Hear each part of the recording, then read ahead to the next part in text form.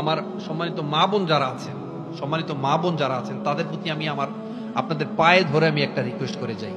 আপনি আপনার হাজবেন্ডের আল্লাহর পক্ষ থেকে হায়াতও বাড়াইতে পারেন, রিজিকও বাড়াইতে পারেন। আবার আপনার হাজবেন্ডের স্বামীর হায়াত কমাইতে পারেন, রিজিককে কমাইতেও পারেন। অনেক সময় দেখবেন ফ্যামিলিতে থাকবেন, আপনি ফ্যামিলিতে আছেন, ওয়াইফ সবসময় শুধু বলে তোমার বাবা মা এই করছে, তোমার ভাই বোন এই করছে, তোমার বাবা মা এমনি করে সেমনি করে, শুধু ইনস্টিগেট করে, তাই না? মানুষ উত্তেজনা করে স্বামীকে।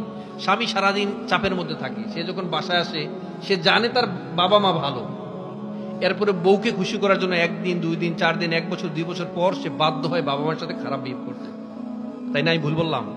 এবং দেখা গেছে আগে কিছু দিত, এখন আর দেয় না।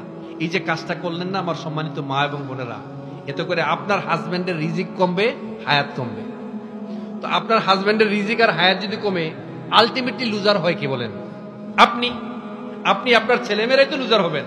আপনার স্বামী যদি অসুস্থ হয়, ঘরের মধ্যে পড়ে থাকে, তার যদি ইনকাম না আসে, সে যদি সুস্থ না থাকে, তাহলে লুজার কে? আপনি। আবার ধরেন হয় না অনেক সময় বয়স হয়ে গেছে, বাবারা বউদের প্রতি খুব ভালো আচরণ করেন, বাবা এরা অন্য জায়গা থেকে আসছে, আপনার মেয়ের মতো, আপনার মেয়ে অন্য বাড়িতে থাকে, আপনি চান না যে আপনার মেয়েটা একটু আনন্দ ফুর্তিতে থাকুক, একটু আরাম আয়েশে থাকুক, একটু স্বামীর সাথে ঘুরতে যাক, একটু বাবার বাড়িতে বেড়াতে আসুক, মাঝে মাঝে একটু উমরাতে যাক, একটু সফরে যাক, একটু ট্যুরে যাক, চান না বাবাজিরা? আপনার মেয়েটা শান্তিতে থাকুক, এটা চান কিনা? আসলে আমরা না নিজের মেয়েকে ক্ষমা করতে পারলেও নিজের ছেলের বউকে ক্ষমা করতে পারি না। আবার নিজের মাকে মাফ করে দিতে পারলেও নিজের শাশুড়িকে মাফ করতে পারি না। একটা চেক এন্ড ব্যালেন্স কিন্তু আমরা করতে পারি না।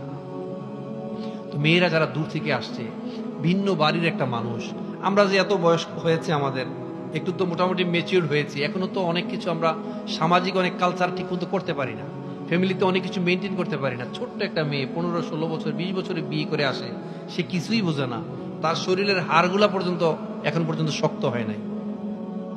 সে আসে, বাড়িতে আসে, আসার পরে তার কত চাপ, তার রান্না করতে হবে, সে ঝাড়ু দেয় কিনা, আবার সারাদিন কাজ করে কিনা, দেবর ননসের সেবা যত্ন করে কিনা, শ্বশুর শাশুড়ির কাপড় ধুয়ে দেয় কিনা, আবার সব ঠিক আছে, আবার নামাজটা পড়ে কিনা, কোরআন তেলাওয়াত করে কিনা, চান তো আপনারা না? আপনার মেয়েও তো আরেকজনের বাড়িতে আছে বাবাজিরা, এরাও তো আপনার মেয়ের কাছ থেকে এটা চাইতে পারে না? চাইতে পারে। তো আপনাদের আচরণটা সুন্দর করবেন। স্বামী যারা আছেন, স্বামীরা ওয়াইফের সাথে আচরণটা সুন্দর করবেন। আল্লাহ রাসূল সাল্লাল্লাহু আলাইহি সাল্লাম বলেছেন, খয়রুকুম লি আহলিহি ওয়া আনা খয়রুকুম লি আহলি। অর্থাৎ সেই সবচেয়ে ভালো স্বামী যে তার পরিবারের কাছে সবচেয়ে ভালো, যেমন আমি আমার পরিবারের কাছে ভালো। এটা হচ্ছে আল্লাহ রাসূলের হাদিস। তাদের সাথে ভালো ব্যবহার করবেন, আচার আচরণ সুন্দর করবেন, দুজন মিলে একসাথে নামাজ পড়বেন, তাহাজ্জুদের নামাজ আদায় করবেন। যদি স্বামী স্ত্রীর মধ্যে ধৈর্যশীল হতে পারেন, যদি দুইজন ধৈর্যশীল হতে পারেন, কাল হাসরের দিন অনেক সময় হয় না, স্বামী খারাপ করেছে, স্ত্রী খারাপ করেছে, যদি একটু মানিয়ে নিতে পারেন, কাল হাসরের দিন আপনি বিনা হিসাবে জান্নাতে যাবেন। সুবহানাল্লাহ বলবেন না?